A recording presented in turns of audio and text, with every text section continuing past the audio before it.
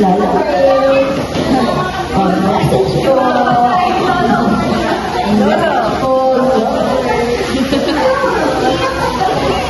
Penali ka ito.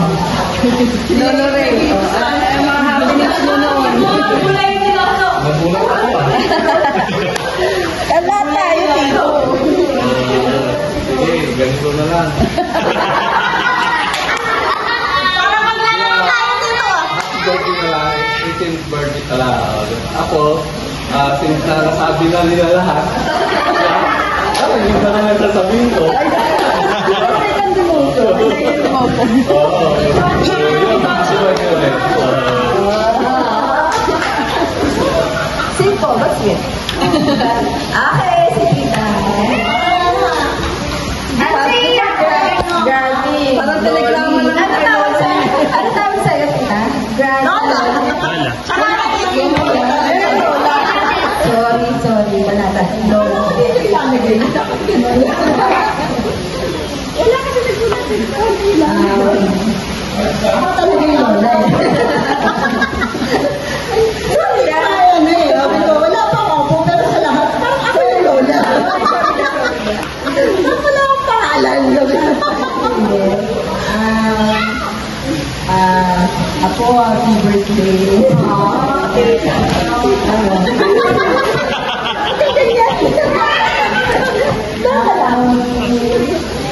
Ano ba? Sabi kasi ni Candy sa nakalala. Sabi niya, Lola, namiss ka na. Tapos sabi ko, hindi mo ako ni-message eh. Ano pala yun? Sabi ko, hindi lang naiya ako sa'yo eh. Sabi ko, pero bakit? Sabi ko, hindi. Bakit kayo nahiya? Sabi ko, actually, ako, sinusay ko na yung message. Ang gusto ko sabi ko. Nakaraman ako.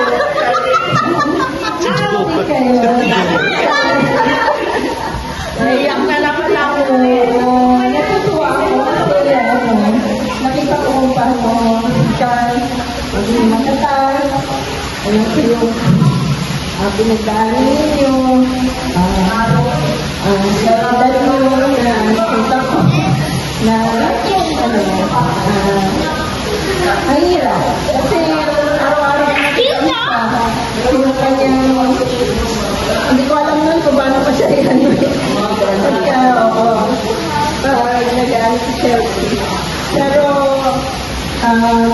siguro may plan, sabi ko, may planong ko noon kung bakit kayo nakapunta sa amin. Papasalamat ako sa Panginoon kasi kahit pa paano nakasama namin kayo ang church.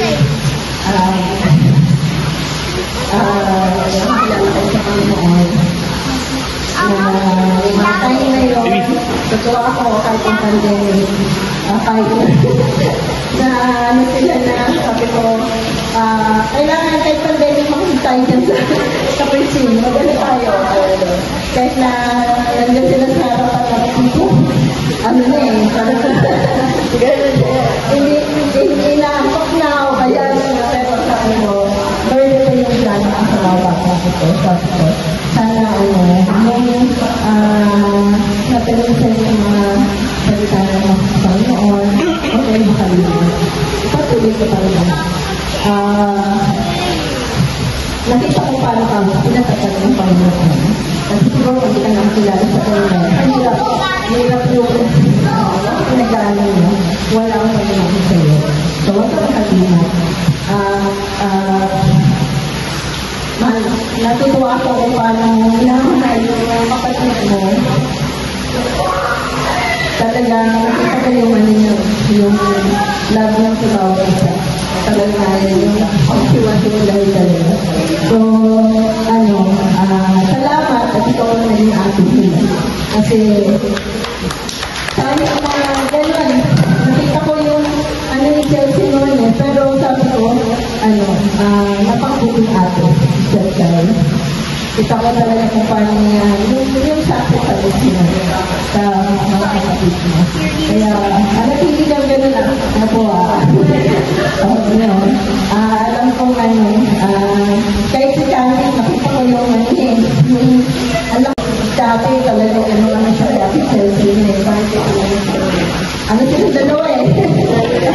Pero ngayon nakita ko kung dahil sa kabutihan mo, parang ito yung sinusundan mo. Kaya ako basta magpati, pero siyempre yung pinaka-ano huwag kang makalimutan sa Panginoon. Ano man yung kakaplanis mo, ano man yung pangarap mo, ang gusto mong ma-achieve sa buhay mo, lagi mo isipin, unahin mo ang Panginoon. Kasi lahat yun, wala ka magiging regret basta hindi mo lahat ng Panginoon. Lagi mo, nag-isip ka namin, gusto kayo. Happy birthday.